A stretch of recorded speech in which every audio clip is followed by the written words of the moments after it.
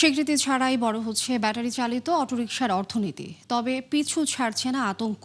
কারণ চালক, কারিগর বা যন্ত্রাংশ আমদানিকারক সবারই দুশ্চিন্তা কার্যক্রম বন্ধ হওয়া নিয়ে। তবে বিশ্লেষকরা মনে করছেন বিস্তৃত হওয়ার আগেই প্রয়োজন ছিল উপযুক্ত নীতিমালার আওতায় নিয়ে আসা।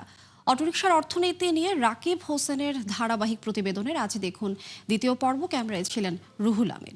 আরএফএল গিজার মানে চটজলদি পানি গরম, বিদ্যুৎ বিল 20% কম। আরএফএল গিজার, উষ্ণ পানির পরশ।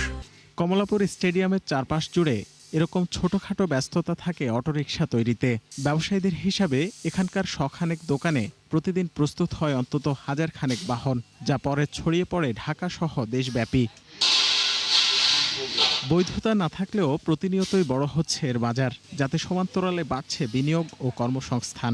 দৈনিক 8-10 টাকা করে ফিটিং করলে তাও সারাদিনে দেখা যায় তা ভালো টাকা 2700 টাকা 1000 টাকা। এখানে সকাল 10টা থেকে আমরা 8টা পর্যন্ত কাজ করি, তো আমাদের এখানে মাসিক বেতন 30,000 টাকা পড়ে। ঝুঁকির মধ্যে, কারণ এক এক সময় এক এক রকম বিশৃঙ্খলা আসে, যেমন গাড়ি ঘোড়া ভাঙচুর, বন্ধ করা, চলাচলে নিষেধাজ্ঞা। অটোরিকশার টায়ার, টিউব কিংবা মেটাল বডির মতো কিছু কাঁচামাল তৈরি হচ্ছে স্থানীয়ভাবে। তবে ব্যাটারি, ইঞ্জিন সহ সব ধরনের যান্ত্রিক উপকরণ আসে চীন থেকে।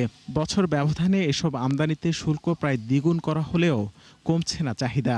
ব্যবসায়ীদের তথ্য অনুযায়ী বছরে আমদানি হচ্ছে অন্তত 10,000 টন যন্ত্রাংশ। বাংলাদেশে প্রত্যেকটা জেলায় এই ফ্যাক্টরি হয়েছে। এই ফ্যাক্টরিগুলা দেখা যায় এই সম্পূর্ণ কমপ্লিট করে আমাদের থেকে পার্টস নেয়। তারা এই ইজি বাইকগুলো বানায়, বিভিন্ন কালার, বিভিন্ন মডেল। এই গাড়ি বানাইতে যা যন্ত্রপাতি লাগে সবই চায়না থেকে আসে, অন্য দেশের তো চলে না। বর্তমানে আমাদের বাংলাদেশে যারা দেশীয় প্রোডাক্ট নিয়ে কাজ করতেছে, ওদের প্রোডাক্টের মানও ভালো এবং দামও ঠিক আছে। আমরা এখানে বিভিন্ন সাইজের টায়ার, টিউব, তারপর টিউবলেস করার জন্য জেল, টায়ার, লিক পট্টি, এগুলো বিক্রি। বিশেষজ্ঞদের মতে অনানুষ্ঠানিকভাবে অর্থনীতিতে জায়গা করে নিয়েছে অটোরিকশা। তাই উপযুক্ত নীতি প্রয়োগের মাধ্যমে সুযোগ রয়েছে এই খাত থেকেও বিপুল রাজস্ব আহরণের। আমাদের ট্যাক্স জিডিপি রেশিও মেলে না কেন? কারণ ওরা তো আয় করতেছে, ওটা জিডিপিতে যোগ হচ্ছে। হ্যাঁ, ইনভেস্টমেন্ট হয়েছে, গুডস অ্যান্ড সার্ভিস প্রডিউস হয়েছে, দেখা যাচ্ছে। কিন্তু ওর কাছে আমি ট্যাক্স নিচ্ছি না বা নেই না। পৃথিবীর কোথাও এই ধরনের নজির পাওয়া যায় না যে একটা অযান্ত্রিক বাহনকে আপনি যান্ত্রিক বানিয়ে ফেললেন। কোনো ধরনের পলিসি নাই, কোনো ধরনের টেকনিক্যাল স্পেসিফিকেশন নাই যে আসলে এ ধরনের যে মডিফিকেশন হচ্ছে, ইম্প্রোভাইজেশন হচ্ছে, আমাদের কি ধরনের আসলে এখানে উপকরণগুলি থাকা উচিত।